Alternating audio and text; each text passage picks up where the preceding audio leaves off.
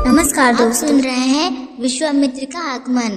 अयोध्यापति महाराज दशरथ के दरबार में यथोचित आसन पर गुरु वशिष्ठ, मंत्रीगण और दरबारीगण बैठे थे। अयोध्या नरेश ने गुरु वशिष्ठ से कहा, हे गुरुदेव, जीवन तो क्षण भंगुर है और वृद्धावस्था की ओर अग्रसर होता जा रहा हूँ। राम, भरत, लक्ष्मण और शत्रुघ्न चारों ही राजकुमार जब बड़े ही हो चुके हैं तो मेरी इच्छा है कि शरीर को त्यागने से पहले राजकुमारों का विवाह देख लूं। अतः आपसे निवेदन है कि इन राजकुमारों के लिए योग्य कन्याओं की खोज करवाएं। महाराज राजा दशरथ की बात पूरी होते ही द्वारपाल ने ऋषि विश्वामित्र के आगमन की सूचना दी। स्वयं राजा दशरथ ने द्वार जाकर विश्वामित्र से अभ्यर्थना की और आदर पूर्वक उन्हें दरबार में अंदर ले आए तथा गुरु वशिष्ठ के पास ही आसन देकर उनका यथोचित सत्कार किया। कुशल मंगल पूछने के बाद राजा दशरथ ने विनम्र वाणी से ऋषि विश्वामित्र से कहा, हे मुनिवर, हे मुनिश्रेष्ठ, आपके दर्शन से मैं कृतार्थ हो गया तथा आपके चरणों की पवित्र धूल से यह राज दरबार और संपूर्ण अयोध्या नगरी धन्य हो गई है। अब कृपा करके आप अपने आने का प्रयोजन बताइए। किसी भी प्रकार की सेवा करके मैं अपने आप को अत्यंत भाग्यशाली समझूंगा। राजा के विनय पूर्व वचनों को सुनकर मुनि विश्वामित्र बोले, हे राजन, आपने अपने कुल के अनुरूप ही वचन कहे हैं। इक्ष्वाकु वंश के राजाओं की श्रद्धा, भक्ति और गौ ब्राह्मण और ऋषि मुनियों के प्रति सदैव रही है। मैं आपके पास एक प्रयोजन से आया हूँ। यदि आप मुझे वांछित वस्तु देने का वचन दे तो मैं अपनी मांग आपके सामने प्रस्तुत करूं। आपके वचन न देने की दशा में मैं बिना कुछ मांगे ही वापस लौट जाऊंगा। महाराज दशरथ ने कहा, हे ब्रह्म ऋषि, आप निसंकोच अपनी मांग रखें।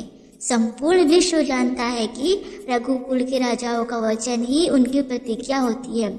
आप मांगे तो मैं अपना शीश भी काटकर आपके चरणों में रख सकता हूँ। उनके इन वचनों से आश्वस्त ऋषि विश्वामित्र बोले, राजन, मैं अपने आश्रम में एक यज्ञ कर रहा हूँ। इस यज्ञ के पूर्णाहुति के समय मारीच और सुबाहु नाम के दो राक्षस आकर रक्त, मांस आदि अपवित्र वस्तुएं यज्ञ वेदी में फेंक देते हैं। इस प्रकार यज्ञ पूर्ण नहीं हो पाता है। ऐसा वे अनेक बार कर चुके हैं।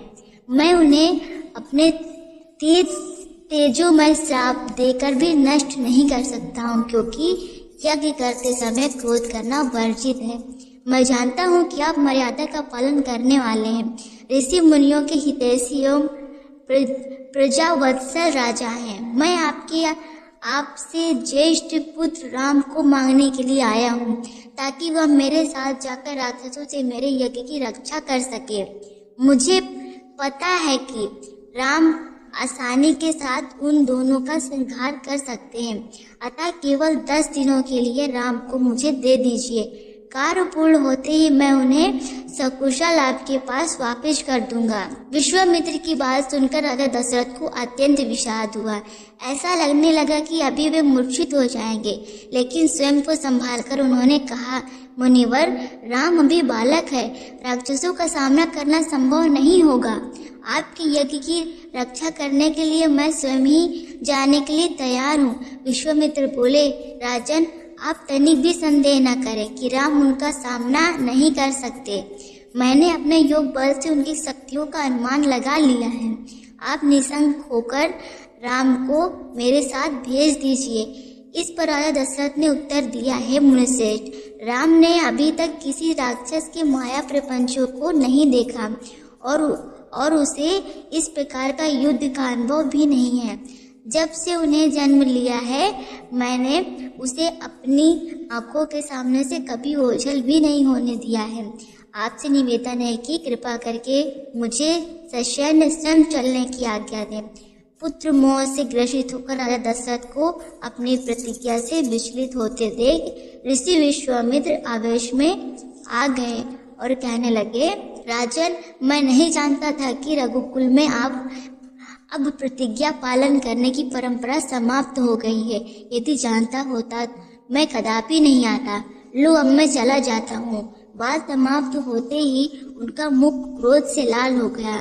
विश्वामित्र को इस प्रकार क्रोध करते देख दरबारी गण एवं मंत्रीगण भयभीत हो गए और किसी प्रकार के अनिष्ट की कल्पना से वे कांप उठे। गुरु वशिष्ठ ने राजा को समझाया, कहा, हे राजन, पुत्र के मोह में ग्रसित होकर रघुकुल के मर्यादा, प्रतिज्ञा पालन और सत्यनिष्ठा को कलंकित मत कीजिए। मैं आपको परामर्श देता हूँ कि आप राम के बालक होने की बात को भूलकर एवं निशंक होकर राम को मुनिराज के साथ भेज दीजिए।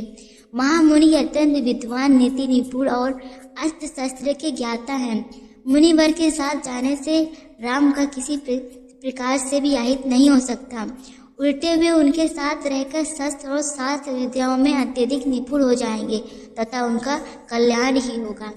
गुरु वशिष्ठ के प्रवचनों से आश्वस्त होकर राजा दशरथ ने राम को बुला भेजा। राम के साथ साथ लक्ष्मण भी वहां चले आए। राजा दशरथ ने राम को ऋषि विश्वामित्र के साथ जाने की आज्ञा दी।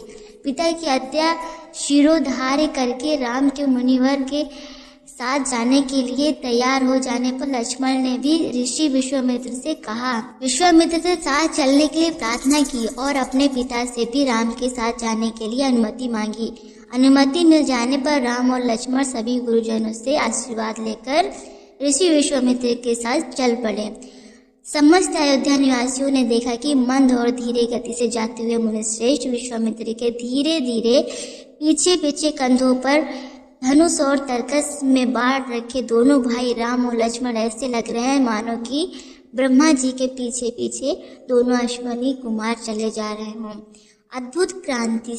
ये युक्त दोनों भाई मोह की त्वचा से बने हैं। ये दोनों भाई गोह की त्वचा से बने हैं। दास्ताने पहने हुए थे। हाथों में धनुष और क्रांति में तीक्ष्ण धार वालों कृपालो शोभायमान हो रही हैं। ऐसा प्रतीत होता है मानो स्वयं सौर्य ही शरीर धारण करके चले आ रहे हों। लता विपतों के मध्य से होते हुए 6 कोस लंबा मार्ग पार करके वे पवित्र सरयू नदी के तट पर पहुंचे। मुनि विश्वामित्र ने स्नेहयुक्त मधुर वाणी से कहा, हे वत्स, अब तुम लोग सरयू के पवित्र जल से आचमन स्नान आदि करके अपनी थकान दूर कर लो, फिर मैं तुम्हें प्रतिक्षण दूंगा। सर्वप्रथम मैं तुम्हें बला और अति बला नामक विद्याएं सिखाऊंगा। इन विद्याओं के विषय में राम के द्वारा जिज्ञासा प्रकट करने पर ऋषि विश्वामित्र ने बताया, ये दोनों ही विद्याएं असाधारण हैं। इन विद्याओं में पारंगत व्यक्तियों की गिनती संसार के श्रेष्ठ पुरुषों में होती है। विद्वानों ने इन्हें समस्त विद्याओं की जननी बताया है। इन विद्याओं को प्राप्त करके तुम भूख और प्यास पर विजय पा सकते हो। इन तेजोमय विद्याओं को पाने का अधिकारी समझकर मैं तुम्हें इन्हें प्रदान कर रहा हूँ। राम और लक्ष्मण के स्नान आदि से निवृत्त होने के पश्चात विश्वामित्र जी ने उन्हें इन विद्याओं की दीक्षा दी।